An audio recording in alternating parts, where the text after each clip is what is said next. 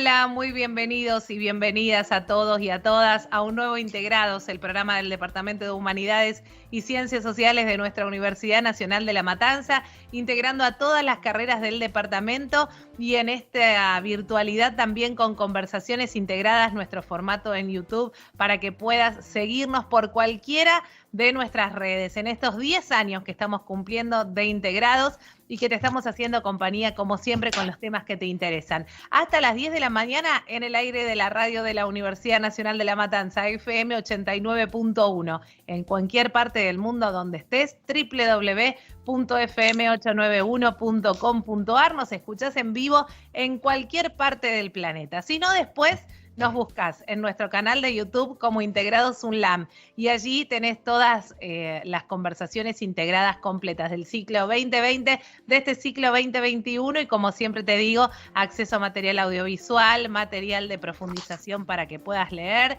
y los currículums completos de nuestros invitados internacionales. Así que hoy muy contentos de recibir a la gente de la licenciatura en Relaciones Laborales y vamos a estar hablando de la revolución y la brecha digital laboral, algo que muy de a poquito a lo largo de estos 10 años, seguramente ahora lo voy a conversar con Marcelo, estuvimos hablando, estuvimos dándole la vuelta, estuvimos como preparándonos incluso a que el trabajo ya no era lo que teníamos en nuestra mente de hace muchos años, que se venía un cambio, bueno, y parece que la pandemia ha acelerado todo esto. Vamos a estar hablando en unos minutitos con nuestros invitados. Como siempre te digo, hasta las 10 de la mañana en el aire de la radio de la universidad. Angélica Álvarez, Dayana García, Mariela de la Hoz en la producción, Maximiliano Brandoli en la edición y puesta al aire, Luciano Galperín con todas las redes sociales. Mi nombre, Florencia Romano. Gracias a toda la gente del Departamento de Humanidades y Ciencias Sociales de la universidad y a la Secretaría de Medios que hace posible que ya hace 10 años estemos al frente de Integrados. Dicho todo esto, saludo así a nuestros invitados. Cada vez que hablamos de las relaciones laborales en nuestra universidad estamos con su coordinador, el abogado Marcelo Chaer. Marcelo, bienvenido, ¿cómo estás? Hola Florencia, buenos días. Un gusto en saludarte a vos, a todo el equipo de producción y a nuestra audiencia. Gracias, Marcelo. Un placer recibir desde Chile a Jürgen Beller. Es doctor en Economía y máster en Ciencias Políticas por la Universidad Libre de Berlín. Se desempeñó como jefe de la Unidad de Estudios del Empleo de la Comisión Económica para América Latina y el Caribe, la CEPAL. Previamente trabajó como investigador de la Universidad Libre de Berlín y como experto de la Organización Internacional del Trabajo, la OIT. Ha publicado estudios sobre los mercados de trabajo de América Latina y el Caribe y las reformas económicas, las políticas del mercado de trabajo y la integración laboral de los jóvenes, entre tantos otros temas. Recientemente publicó el documento La pandemia del COVID-19 y su efecto en las tendencias de los mercados laborales y fue coautor del estudio Cambio Tecnológico y Empleo, una perspectiva latinoamericana, riesgos de la sustitución tecnológica del trabajo humano y desafíos de la generación de nuevos puestos de trabajo. Un placer, Jürgen, recibirte. Bienvenido. Hola, muchas gracias, muy amable, gracias por la invitación. Saludos a todos y todas. Desde México, Julio Ismael Camacho Solís es doctor en Derecho Político con mención honorífica, es maestro en Administración por la Universidad Autónoma de Chiapas y licenciado en Derecho y Administración de Empresas. Es investigador nacional vigente del Sistema Nacional de Investigaciones del CONICIT, nivel 1, desde el año 2007, es director decano encargado de la Facultad de Derecho Campus 3 de la Universidad Autónoma de Chiapas, es miembro del número de la Asociación Iberoamericana del Derecho del Trabajo y la Seguridad Social, es profesor visitante de la Universidad Autónoma de Baja California, de la Universidad de Colima y de la Universidad Politécnica de Managua en Nicaragua, es asesor de empresas, es director de la Consultoría Jurídica Laboral del Sur, es docente, investigador, ponente y conferencista en congresos nacionales e internacionales sobre el derecho del trabajo y la seguridad social, la pobreza, la migración y la responsabilidad social. Es autor del libro Responsable de Proyectos de Investigación Financiados sobre Migración, Pobreza y Responsabilidad Social. Es responsable además del cuerpo académico de la Universidad Autónoma de Chiapas y vicepresidente de la Academia Mexicana del Derecho del Trabajo y la Previsión Social. Tiene numerosos artículos, capítulos de libros y libros con arbitraje publicados en prensa y es un placer recibirlo para nosotros hoy en esta mañana de Integrados. Julio, bienvenido. Hola, qué gusto, a sus órdenes. Gracias, Julio. Y nuestro compatriota y querido conocido ya de Integrados, Pablo Granovsky, es sociólogo, magíster en Ciencias Sociales del Trabajo y doctor en Ciencias Sociales por la Universidad de Buenos Aires. Es docente de grado y posgrado e investigador en la Universidad Nacional de La Matanza, la Universidad Nacional de Moreno y en la UBA. Se desempeña como consultor en temas de empleo y formación, tanto en el ámbito público como en el sector privado, principalmente asesorando instituciones de la sociedad civil, especializadas en temáticas y políticas asociadas a la relación entre la educación y el trabajo, y es un placer, Pablo, recibirte en estas conversaciones integradas. Bueno, muchas gracias, Florencia. Bueno, también un gusto y un saludo a todos.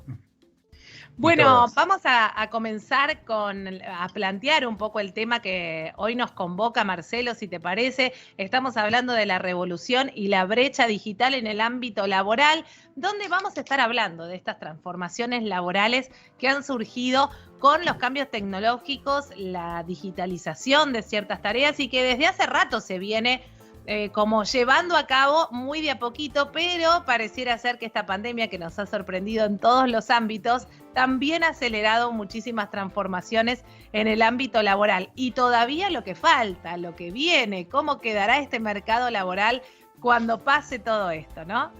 Sí, es verdad. La pandemia ha funcionado como una especie de catalizador, de acelerador de todos estos cambios que ya de por sí vienen a bastante velocidad, ¿no? Hemos venido conversando nosotros a lo largo de este año en programas anteriores sobre el impacto que los cambios tecnológicos que se vienen produciendo principalmente en el campo de las tecnologías de información y comunicación provocan en las relaciones laborales, ¿no es cierto? Hemos estado hablando del trabajo en plataformas digitales, del teletrabajo, del derecho a la desconexión. Y si bien es cierto que siempre en la historia del trabajo los cambios tecnológicos han impactado desde la revolución industrial para acá, ¿no? Tanto en el mercado laboral como en las propias relaciones de trabajo, es verdad también que en estos últimos tiempos esos cambios se vienen dando con una velocidad y profundidad mucho mayor. Entonces, claro, aquí aparecen ciertos interrogantes, ciertas preguntas que nos hacemos todos. Ya parece un eslogan porque son muchos autores quienes lo repiten, pero sobre el futuro del trabajo y el trabajo del futuro. Claro, totalmente. Y me imagino que surgirán muchas preguntas a todos los que somos trabajadores, pero sobre todo en ciertas áreas que están siendo sujetos de sustitución tecnológica, ¿no? Digo, ¿cuánto temor uno tiene a perder el trabajo, a perder esa fuente de empleo y a decir, soy reemplazado por una máquina, ¿no? Como esta tecnología que sube por el ascensor y nosotros seguimos subiendo por la escalera, ¿no? Jürgen, sé que tu trabajo tiene que ver mucho sobre la estimación de puestos de trabajo que podrían verse sustituidos y también la angustia que genera esta pérdida del puesto laboral. Sí, exactamente. Es una transformación tecnológica que tiene un impacto mucho más allá de la pura tecnología e incluso mucho más allá del ámbito laboral, porque como ya mencionas, eso causa incertidumbre, dudas, angustias y causa también efectos sobre el desarrollo, la idea, la perspectiva del desarrollo de la sociedad en su conjunto, porque si no sabemos qué tipo vamos a trabajar, hoy en día tampoco sabemos dónde está nuestra posición en la sociedad, qué derechos tendremos, qué posibilidad de tener acceso a las ventajas que las nuevas tecnologías traen, tanto para la gente que trabaja con ellos como para los que somos usuarios simplemente, claro, de mucha de esta tecnología. Y claramente estas nuevas tecnologías tienen un tremendo impacto ya en marcha sobre la destrucción, sobre la creación también y sobre la transformación de los empleos. Y ahí es cierto, hemos hecho unos cálculos para América Latina, específicamente sobre el riesgo de la destrucción de empleos, básicamente por la capacidad tecnológica sustitutiva de las tecnologías. No significa que todo esto se hace, pero lo que las tecnologías ya pueden hacer. Y hemos hecho un ajuste de las tecnologías que se ha desarrollado para países desarrollados, justo parece que una aplicación directa no funciona porque los mercados de trabajo son diferentes, estructuralmente diferentes en los países de la región, y pensamos que tenemos ahí estimaciones un poquito más adecuadas al respecto. Totalmente, vamos a seguir hablando de este tema y profundizando. Julio, sé que también, en varios de tus trabajos planteás una serie de interrogantes, ¿no? Y que desde hace tiempo ya se viene investigando sobre el empleo y qué empleos podrían desaparecer, cuáles se van a crear, todas estas incertidumbres que uno piensa si van a alcanzar a todas las trabajadoras y trabajadores, si vamos a trabajar más, vamos a trabajar menos, las generaciones jóvenes, cómo se vinculan con el trabajo. Es increíble a veces, ¿no? Ver cómo la capacidad de previsión y de adaptación de los jóvenes, de decir, bueno, hoy estoy en un lado, mañana en otro, no genera el temor que quizás sí en muchas generaciones anteriores de cómo voy a cambiar el puesto en el que estuve toda la vida o en el que estoy hace 20 años, ¿no? Digo, cómo ha cambiado también el mercado laboral según la edad también que tengamos. Sí, sin duda, pero Florencia, estimados amigos que compartimos este panel, agradeciendo pues la invitación de la Universidad Nacional de La Matanza, de La Matanza, en esas conversaciones integradas.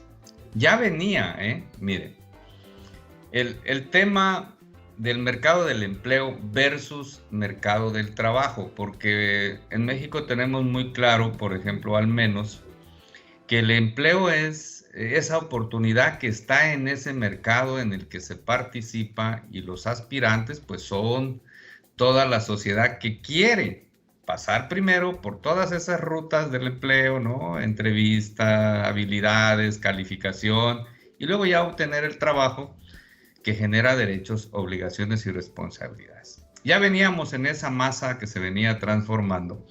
Carl Ripken lo había dicho, ¿no? La desaparición del trabajo. Efectivamente, aquí en México se han integrado varios trabajos.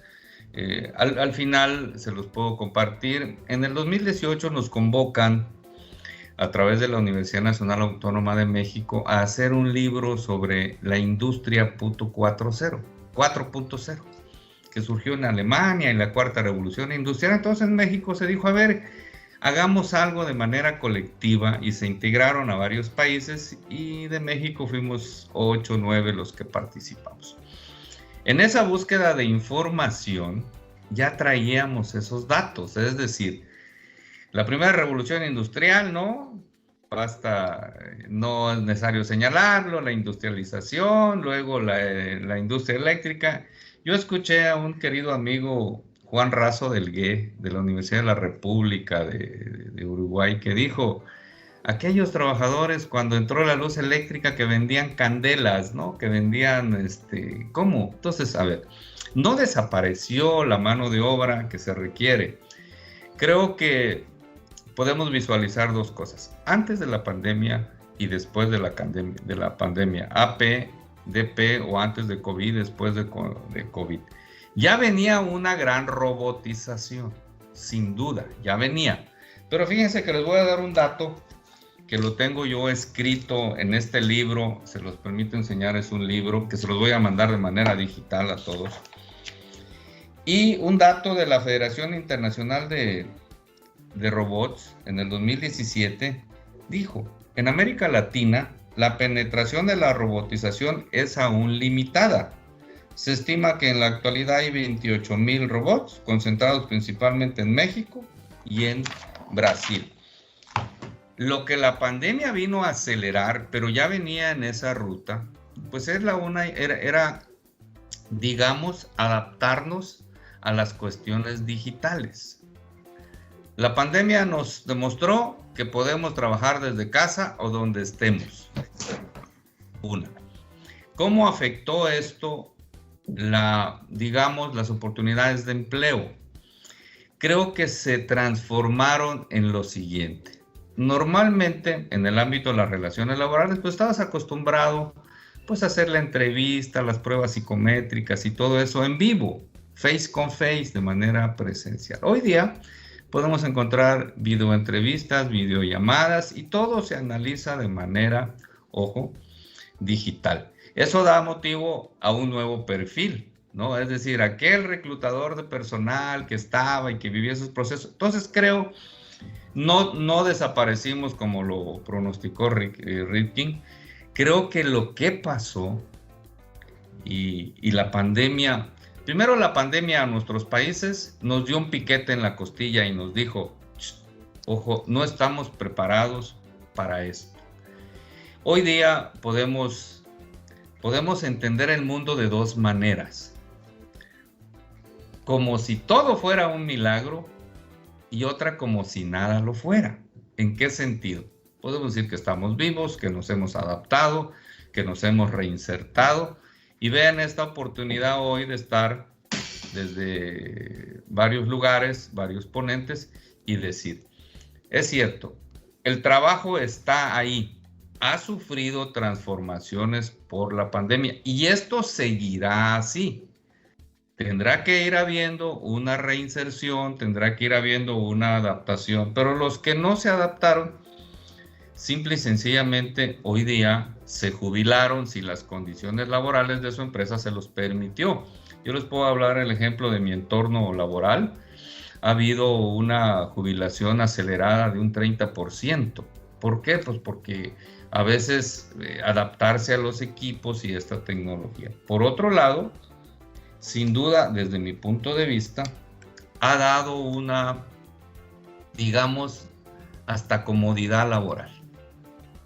Digamos, o sea, la ergonomía laboral también se transformó, porque pues tuvimos que muchas cuestiones adaptar en casa, ¿no? Que la conexión, que el internet y demás.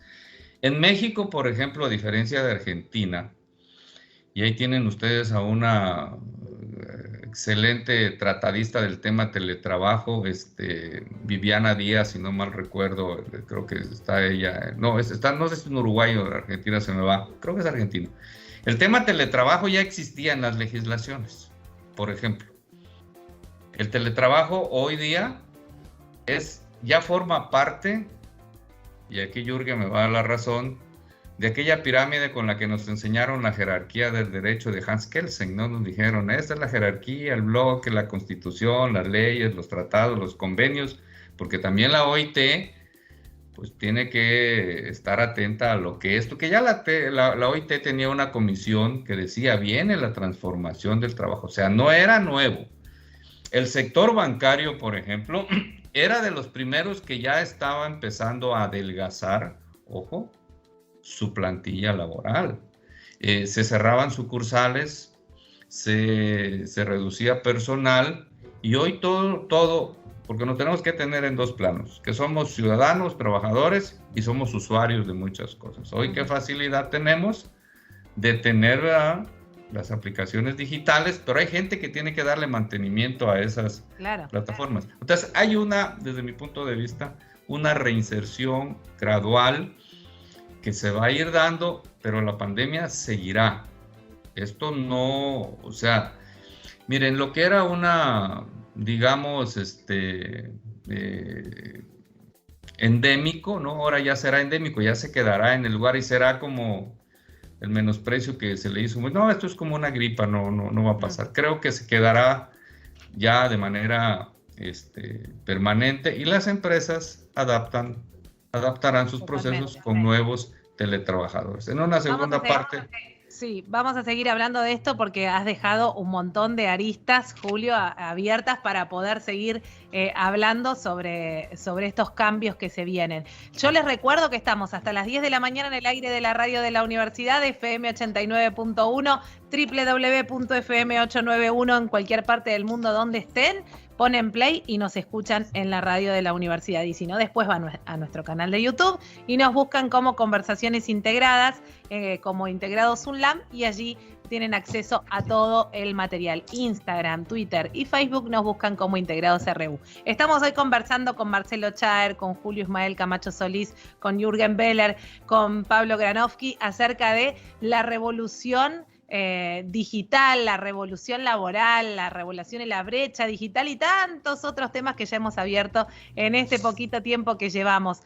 Pablo, me gustaría también conocer tu opinión y situar un poco respecto de nuestro país, cómo estamos con este tema. A eso mismo quería también para Julio y para Jürgen poner un poco el marco, que creo que por lo que escucho así coincidimos, pero ponernos un poco también en el caso argentino para que ellos puedan también, ¿no?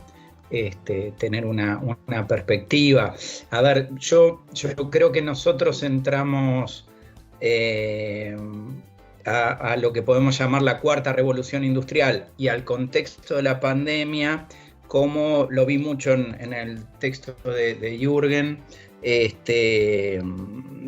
hablando sobre las diferenciaciones de países como los de América Latina, con un conjunto de heterogeneidades estructurales muy, muy pronunciadas. Nuestros mercados de trabajo, nuestras estructuras productivas están fragmentadas, segmentadas, ¿no?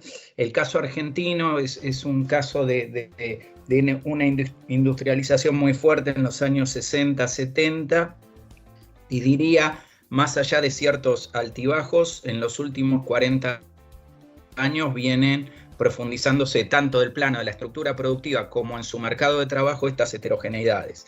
Lo simplifico, pero para que tengamos una idea, yo diría, de nuestra población económicamente activa, cerca de un 55%, habrá que ver los resultados finales más actualizados a este año, ¿no? Pero entre lo que podríamos llamar desempleo abierto, informalidad estructural, ahora si quieren hago una distinción sobre esta categoría, y lo que podrían ser los asalariados no registrados, pero en empresas que podríamos llamar modernas, de algún modo, nosotros estamos hablando de cerca del 55% de la PEA. Es decir, con problemas serios, incluso gran parte de eso muy serios de empleo. Cuando me refería a esta categoría de informalidad estructural, que la trabajamos en algunos institutos de estudios laborales en Argentina, nos referimos centralmente a lo que sería el empleo precario en micropymes y lo que es el autoempleo precario, ¿no? Cuentapropismo, pero de muy bajo nivel de calificación y que trabajan en condiciones de trabajo muy, muy precarias.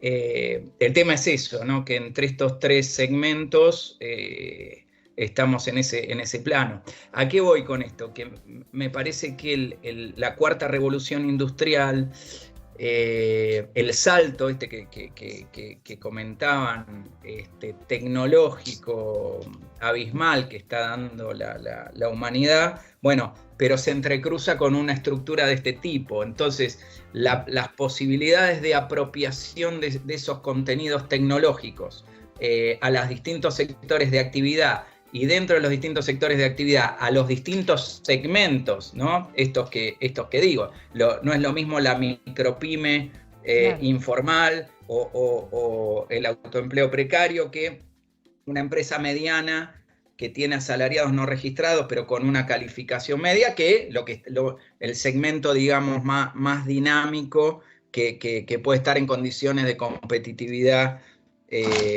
con el mundo, ¿no? Entonces, ahí hay otras lógicas y otros modos de apropiación de las tecnologías. Claro. Y brevemente esto, me parece que el gran desafío es cómo desde las políticas públicas y desde los actores principales. A ver, Pablo, ahí te perdimos.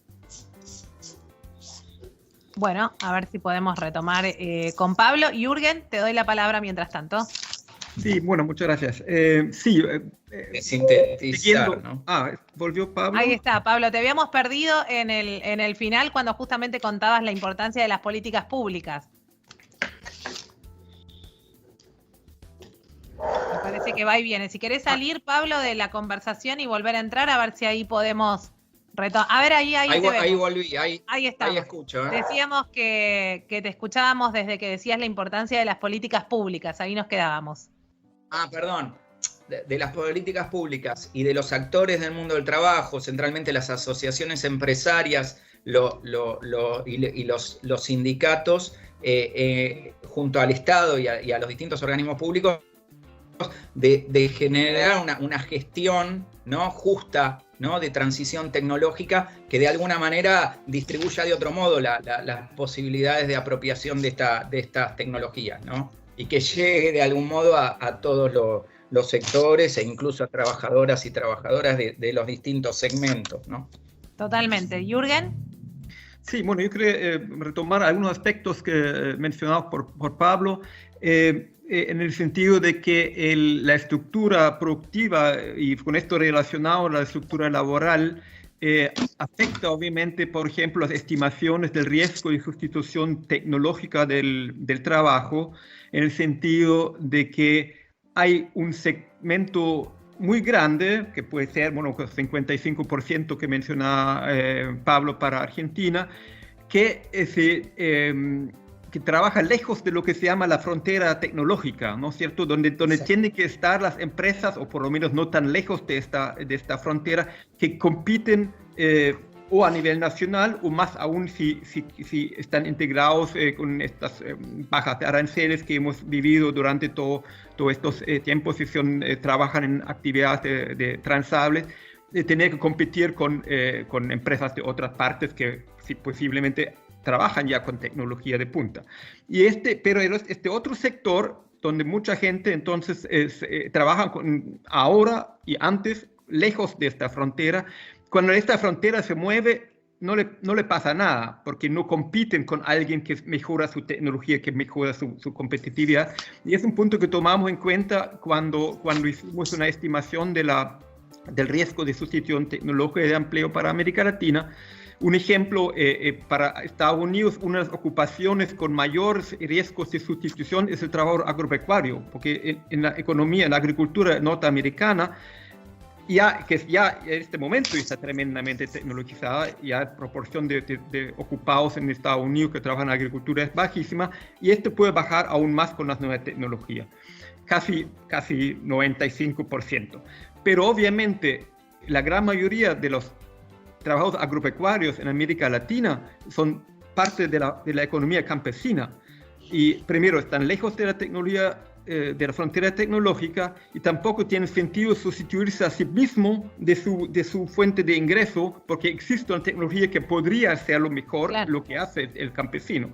Entonces, esto y otros factores, tomando en cuenta eso, entonces encontramos que la proporción de ocupaciones, de personas ocupadas en América Latina es mucho más baja, tomando en cuenta ese factor, como si estaríamos aplicando la tecnología desarrollada para Estados Unidos. Tengo el dato, sino aplicando la metodología sin cambio, implicaría que 43% de los ocupados estarían en alto riesgo de sustitución, de pérdida de su empleo. Si sustituimos esto, hacemos este ajuste, son 16%, que esto hay mucho, pero obviamente es menor. Los puestos de trabajo que no se pierden son los peores, de peor calidad, baja productividad, peores ingresos, etc. Entonces, no es una buena noticia en el sentido que la tecnología afecta menos en América Latina. Y por el otro lado, entonces tenemos el riesgo de destrucción y la posibilidad de aprovechar las nuevas tecnologías, pero ahí enfrentamos en América Latina nuevamente lo que hemos tenido antes, la doble brecha. Primero, la brecha respecto a los países más desarrollados, en el sentido, por ejemplo, de las habilidades. Todos los pruebas, los exámenes a nivel internacional muestran que los países de América Latina que participan están lejos de los resultados de Europa, de países asiáticos, etc. Ahí esta brecha tecnológica y de habilidades se reproduce con estas nuevas tecnologías.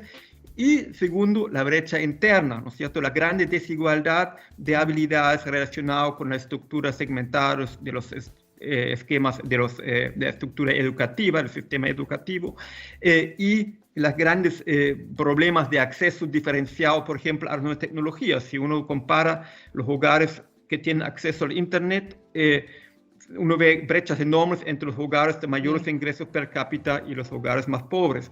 Respecto a lo mismo respecto a personas con diferentes niveles educativos, campo-ciudad, minorías étnicas, etc. Hay brechas enormes que no vienen de esto, que vienen de antes, pero se producen esto y implican diferencias muy grandes nuevamente en poder aprovechar las oportunidades que las nuevas tecnologías presentan. Sí, se acentúan, ya existen y se acentúan y profundizan aún más. Y Julio, hablando de esto que decía Jürgen también, que contaba estas diferencias, por ejemplo, el acceso a la tecnología o lugares donde también los niveles educativos, digo, también la cuestión de género sigue siendo un tema preocupante y sigue siendo desigual la inclusión de la mujer en el trabajo respecto de los hombres, ¿no? Sí, claro, sin duda. Mira, el tema que diseñaron revolución y brecha digital, punto. Lo que pasó con la pandemia fue una disrupción, pero ya veníamos caminando en ese escenario. En los datos que me estoy permitiendo consultar, porque esta obra la terminamos en el 2018, yo pongo datos, y ahorita les voy a decir de alguna manera esos matices de los datos. Por ejemplo, versus después de la pandemia, dice una nota técnica de la OIT. El 70% de los puestos, es una nota publicada hace 15 días, el 70% de los puestos de trabajo, no del empleo, en la búsqueda, en el mercado, porque ahí todos se insertan a buscar y el que encuentra el trabajo es el que se inserta. En los últimos meses, por consecuencia de la pandemia, se están dando en la informalidad laboral. Mire, hay un escenario de exclusión versus inclusión en el tema digital. Y por ejemplo, nosotros los seres humanos en el siglo XXI somos de dos mundos, ¿no? Off línea, fuera de línea, offline, online. Pero fíjense, de manera inercial, ya traíamos, por ejemplo, existe una exclusión social y la brecha digital, y déjenme decirles, por ejemplo, donde yo estoy, es de los estados más pobres de México. Somos 32 estados, estamos en el sur de México. El acceso a internet, la discriminación, el trabajo de mujeres tiene una... La brecha salarial es la que más se refleja. Esa idea de que vamos a igualar, ojo, la pandemia dijo, one moment please, espérense tantito porque esto va a haber una repercusión. Existe una exclusión social de nuevas clases sociales mundiales a mencionar. Por ejemplo, la hiperclase, con todos los medios de conocimiento e información y la capacidad que tenemos de adaptarnos. Los nómadas de la miseria, millones de personas en la pobreza.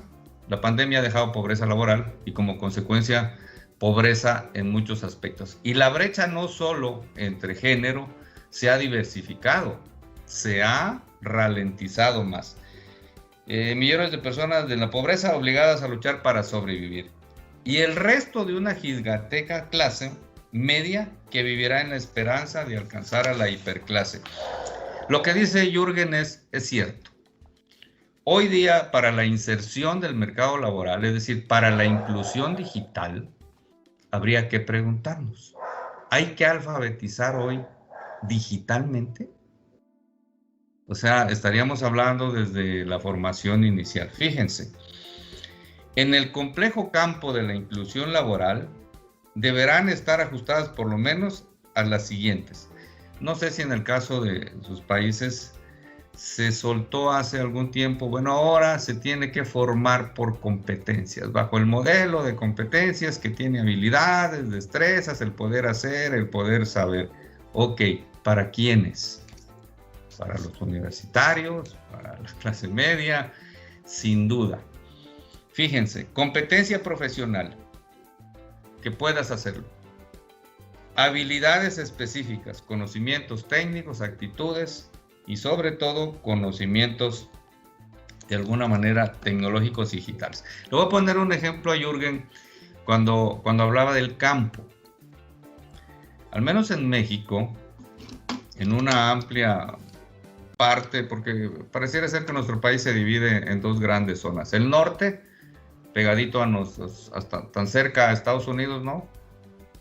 Y tan lejos de la realidad de Estados Unidos, y el sur.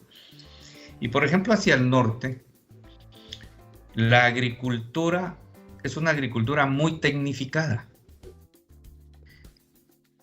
Hoy día digitalizada incluso. Yo conozco ingenieros profesionistas que a través del celular llegan y activan el riego y activan muchas cosas. Es decir, pero quedamos exactamente en eso. Esto pues de la digitalización es eso, es la opción. ¿Ha afectado a todos? Sí. ¿Ha afectado a empresarios? Sí. ¿Ha afectado a empresas? Sí. ¿Ha afectado? Y surgen pues otras modalidades, ¿no? Yo le decía a una alumna que me decía antier y con cierto dejo de molestia, es que queremos regresar a clases de manera presencial. Todavía al menos aquí no lo hemos hecho de manera presencial, porque dicen, es que no estoy aprendiendo. Le dije, a ver, espérame. No, es muy diferente a que no te estés adaptando. Mira, pero tú estás dejando de tener, tú eres la generación COVID, eres de la generación pandémica que te tocó vivir y lo puedes platicar en qué sentido. Mira, ¿cómo le estarán haciendo los médicos, los arquitectos y demás? Yo enseño a contadores y a administradores. Les dije, a ver, mira, y por la plataforma en la que trabajamos tuvimos que subir contenidos porque nuestro modelo educativo es en competencias. Entonces, a ver, olvídate del profesor que tiene 40 libros, que habla 7 idiomas. No, el modelo es tuyo, tú te tienes que formar con habilidades, destrezas y demás. Está en tus manos, es como si fuera una cancha de fútbol. Cambió el balón, ustedes tienen ahora el balón y nosotros solamente somos y demás. Les decía, mira, tú dile hoy día a YouTube, a Siri y a quien quieras, que te ponga un video de cómo se hace tal cosa. Y lo vas a entender mejor que tu profesor que esté frente a ti. Puto. No, pues sí tiene usted razón, porque yo no le entendía cómo se calculan las horas extras y demás. Y encontré un video de un youtuber, de un influencer, porque esa es otra adaptación, ¿no? Los pilotos de drones, es decir, todo esto. Y sí, al final la convencí, tiene usted razón, dice, está en nosotros, sí, porque ustedes nacieron con la tecnología, ustedes son nativos digitales, son smart babies, les digo. Nosotros somos baby boomers ya al final del camino, entonces es todo lo que envuelve, pero mientras haya una pobreza laboral, que la pandemia le dio un empujón más, y mientras la informalidad yo no veo, por ejemplo, en México tenemos un nuevo gobierno, hay una nueva legislación, hay un nuevo sistema de justicia. Yo no veo que se esté atacando con bases sólidas, con incentivos, combatir la informalidad. La pandemia también mandó a muchos a la informalidad, punto. Recién hubo otra reforma aquí en México sobre la subcontratación. A mí no me gusta llamarle outsourcing ni insourcing, es subcontratación. Y todavía creo, pero no solamente el caso particular de México. Creo que es lo que permea en toda América Latina. Y si los datos que Jürgen y nuestro querido amigo también es eso precisamente. Creo que para abatir ese rezago y igualar, el trabajo tiene que ser un nivelador social. El trabajo debe ser una garantía de eso para un mejor bienestar, para una mejor sociedad y demás. El reto, yo le diría así, es eso, a ver. Entonces, tendrá que haber una reinserción de sectores, muchos sectores. Habrá trabajo tradicional que no va a cambiar y no tiene por qué adaptarse. Pero claro, hoy se hablan de tantas cosas. Y nada más dejo un dato para que entiendan mi sentimiento. Hoy aquí en mi ciudad, hoy, entre el Uber, imagínense, en provincia, en México, entre el Uber, en una ciudad que somos alrededor de 1 millón de habitantes y demás. Y entonces ahí dice, oiga, profe, ¿y qué es eso del Uber? Pues mira, es esta aplicación. ¿Y usted nos los puede explicar? Sí, claro, yo soy un usuario en otras partes, ¿no? ¿Y qué significa? ¿Y eso va a quitar empleo, trabajo? No. Al final del camino es una oportunidad en una sociedad abierta que va a generar, digamos, y ahí sería otra polémica, un trabajo autónomo, independiente y demás. Entraríamos a otro detalle. Pero si me dicen, va a generar, va a sumarse como una variable más a poder abatir, sí, cosas sí. Pero es un servicio al final. Tú decidirás si te quedas en lo que venías o en esta nueva... Digo, se los pongo como un ejemplo en pleno... Sí, totalmente. Se siglo XXI. ¿Cómo es eso? ¿Cómo va a adaptar mi ciudad? ¿Cómo va a entender, no? Y ya hay bloqueos y que ya pararon unos por allá. Entonces es esa reinserción en la que los latinoamericanos tenemos normalmente esa característica, ¿verdad? No estamos... O sea, quiero estar igual que tú, pero no mejor. Punto. Totalmente. Tenemos un ratito más todavía para hacer un panorama final o unas conclusiones finales hasta las 10 de la mañana en el aire de la radio de la universidad. Nos buscan en nuestras redes, Instagram, Facebook y Twitter como Integrados RU, en YouTube, en nuestro canal como Integrados UNLAM, y allí disfrutan de las conversaciones integradas si te lo perdiste o querés volver a vivirlo. Y hasta las 10 de la mañana, www.fm891.com.ar, en cualquier parte del mundo donde estés, la radio de la universidad va con vos. Marcelo, más que interesante, estamos prendidos a la conversación y escuchando con lujo de detalle, pero para este último bloque me gustaría, no sé si querés plantear algún tema que todavía no hayamos metido, como para dejar algunas conclusiones finales y consideraciones. Mira, más que plantear un tema, porque ya se han venido analizando así, por lo menos, a ver, son temas profundísimos que darían para unos cuantos programas, pero se ha hecho un análisis así bastante completo. Me gustaría así hacer una pequeña reflexión, porque surge de la charla que en toda América Latina, más allá de las particularidades propias de cada país, hay ciertos elementos comunes que permiten un análisis global, tal como hizo Jürgen en su trabajo, ¿no? Me parece muy destacable lo de adaptar las herramientas a la realidad latinoamericana, porque a veces desde aquí, digo, de Latinoamérica, nos encontramos con organismos internacionales que pretenden aplicar los criterios muy válidos para el mundo desarrollado a nuestra propia realidad. Y ahí surge no hay recetas mágicas ni para todos igual. No, y además porque pareciera que estamos desajustados nosotros a esos criterios en vez de ajustar los criterios a la realidad de nuestros países. Por otro lado, y digo esto último y dejo para que concluyan nuestros invitados, el tema es tan profundo que implica no solamente respuestas desde las políticas laborales, sino políticas económicas, sociales, educativas, discusión sobre la renta básica universal. Digo, es inmensa la profundidad de este problema y de las respuestas que hay que dar, pero sin un diagnóstico preciso, obviamente no va a ser posible encontrar esas respuestas. Totalmente.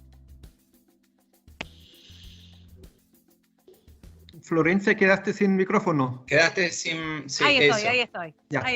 Me suele pasar, gracias.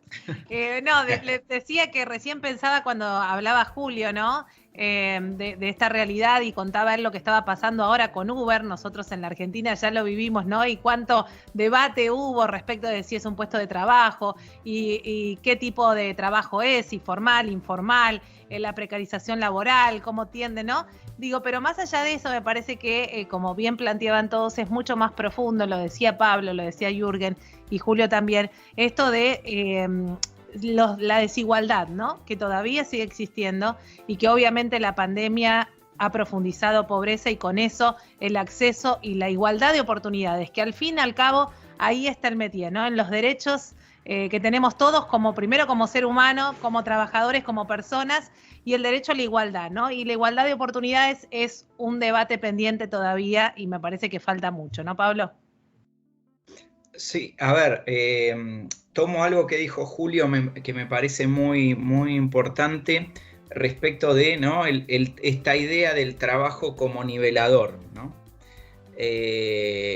Y sí me parece que todos los que estamos hablando acá nos damos cuenta que eso parece que es algo mucho más difícil de conseguir que hace 40 años, ¿no? Parece que el trabajo como gran organizador social de los últimos, diríamos, 2, 3 siglos, ¿no? Porque se fue consolidando y en el siglo XX fue un gran igualador, integrador, ¿no? En ciertos periodos y en ciertos países también, ¿no? Pero me parece que de todos modos tiene que seguir siendo el eje, pero al encontrarse con la tecnología, la mediación política, la mediación de los actores, la mediación de las políticas públicas y del Estado, tiene que estar de alguna manera con esquemas más sofisticados que en otras épocas, por la complejidad, ¿no?, de nuestros mercados de trabajo y de nuestras estructuras productivas, generar dispositivos mucho más complejos que permitan esta relación entre tecnología y trabajo que sea lo más igualadora posible, ¿no? Lo que digo es, quizá en otros momentos había mecanismos más automáticos que garantizaban un poco esto que decía Julio, ¿no? O incluso más macro. Ahora me parece que con la cuestión macro no alcanza solamente, sino que tiene que haber como una sintonía de las políticas públicas y de la acción pública para poder articular de modos virtuosos en términos de igualdad e inclusión, tecnología y trabajo, ¿no? Parece que estamos como incluso más fragmentados o segmentados que hace tanto tiempo, ¿no? Esas diferencias se hacen cada vez más notables. ¿Jürgen? Sí, y es más complejo porque con estos, entre otros por los cambios tecnológicos, pero también por cambios sociales y legales que venían también de antes, hay una mayor diversificación, una mayor heterogeneidad en el mundo del trabajo, que complica, entre otros, las políticas. Porque si hablamos de las tecnologías y su impacto y su impacto potencial negativo, pero también su potencial positivo, tenemos que ver, bueno, ¿qué podemos hacer? Algunos dicen que, bueno, es horrible, todo se va a perder, etc. Otros dicen que, pero no se preocupen, siempre ha habido cambio tecnológico y no es nada nuevo. Y finalmente, los trabajadores que hicieron la candela y perdieron el trabajo, después se crearon otros empleos. Siempre se compensó, porque es la cuarta revolución. Hemos pasado por otras y nunca hubo un desastre, como algunas veces también dicen algunos. Pero, por otro lado, yo creo que, primero, es una revolución transversal, que no es solamente un sector que se cambia, está en todo y está entrando a las ocupaciones más calificadas también, no totalmente, pero en el trabajo del médico ya hay cosas que un software, una inteligencia artificial hace mejor que el doctor que tiene experiencia de 30 años y ha visto todo, pero la inteligencia artificial ha visto lo que ha visto este señor y miles de otros doctores además. Entonces es difícil competir, pero bueno, no se va a eliminar el doctor, pero una parte de lo que está haciendo. Entonces debemos ver qué tiene que ser la política. La política creo que tiene que ver, bueno, primero en esta región también tratar de reducir las brechas externas, apoyar cambio tecnológico y desarrollar tecnologías propias para los problemas propios. Aprovechando obviamente con los ojos abiertos qué pasa afuera, no inventar la rueda si ya está inventada, pero invertir en desarrollo tecnológico propio. La educación, la generación de habilidades, están, como dice Julio, los jóvenes de ahora tienen un punto de partida mucho más ventajoso, porque ya nacieron con estas tecnologías y pueden aprovecharse más fácilmente de incorporarlo en su vida productiva. Aunque también hay brechas, porque obviamente no todos los jóvenes, hay jóvenes que nacieron en esta generación, pero no son digitales, porque no tenían la condición en su hogar de vivir con esto desde chico. Entonces ahí también el reto de reducir la brecha externa en educación, habilidades y también la interna. Y un tercer punto que quisiera destacar, el tema justo por la diversificación, de la mayor heterogeneidad de las relaciones laborales, lo que ya se mencionó, los riesgos de una mayor precarización, o sea, el reto de una regulación adecuada, regulación laboral adecuada, que no destruye oportunidades, pero que frena el proceso de precarización que está relacionado con varios de estos cambios tecnológicos y su impacto laboral que estamos observando. Gracias, Jürgen. Julio, tus conclusiones finales. Digamos, y voy a cerrar de la siguiente manera. Efectivamente, como dice Jürgen, las brechas están en todo. Todo está atravesado transversalmente y el COVID nos dijo, espérense, yo también me monto a esto. Yo voy a resumirlo, esta transversalidad, en 3 grandes escenarios. La inclusión digital va a implicar inclusión social, pero fundamentalmente deberá respetar la justicia social y los derechos humanos, porque también eso se ve o se ha visto afectado en nuevos espacios que tengan tolerancia e integración. Y cierro de la siguiente manera. Para mí, los 3 grandes círculos que encierran el tema van de la siguiente manera. ¿Qué le importa a la economía? El crecimiento del PIB, ¿no? La creación de empleo, la innovación y la productividad. Eso se lo dejemos a los que están a cargo de la gestión de la economía en cada país. Lo voy a decir no con un afán simplista. Estando en Buenos Aires en 2019 yo no podía dormir en la noche, entonces empecé con el zapping a ver los controles, con el control a ver qué canal, y todos tenían mesas de análisis político porque creo que tenían elecciones en un mes o en 2 meses o había, entonces todo el mundo hablaba de la crisis en la Argentina y no sé qué, dije, caray, quisiera ver un partido, una repetición de Boca River y no pude. Entonces con esta explicación que daban los políticos sobre lo que se avecinaba en septiembre de 2019, dije, caray, algo pasa en la economía local. La sociedad, como tal en su conjunto, deberá privilegiar, por ejemplo, el acceso a servicios básicos. Hoy día, la conectividad, el Internet, 4G, 5G y demás. Eso nos va a dar como consecuencia una igualdad. La igualdad nos puede dar calidad de vida, una mejor sociedad. Ojo, eso lo debe hacer la sociedad en su conjunto, el que da trabajo, el que genera el trabajo, pero no precario. Digamos, hoy día la OIT, y discúlpenme si menciono mucho a la OIT, pero yo soy el becario de la OIT y quisiera que el mundo supiera que la OIT dice una cosa, pero en la realidad hacia nuestros países se aplica otra, por los que nos representan ante la OIT. No es que tenga la OIT un mal fundamento o un mal funcionamiento. Y entonces eso dará como resultado la suma de esto, inclusión social.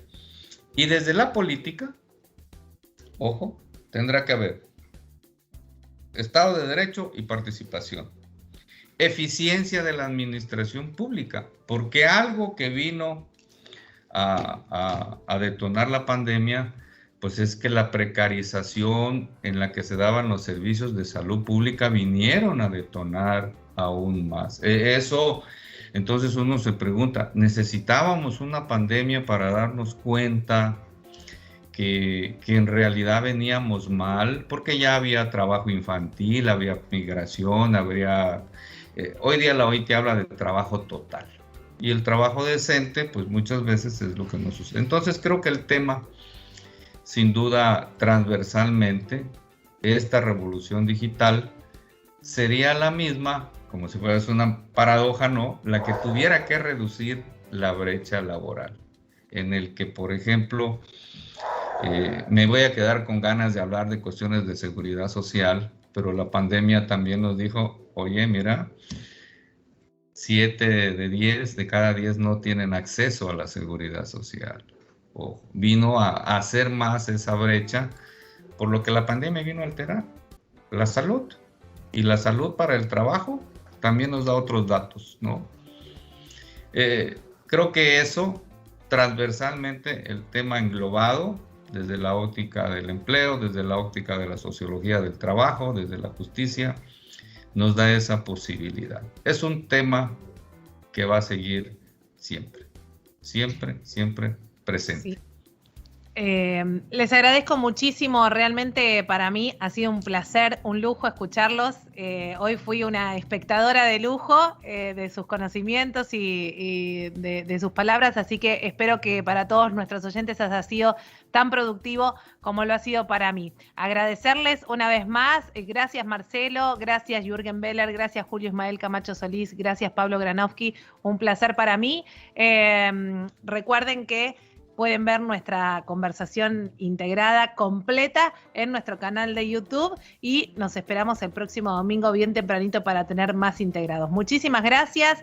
Si Dios quiere, nos reencontraremos el próximo domingo bien temprano. Gracias a todo el Departamento de Humanidades y Ciencias Sociales de la Universidad.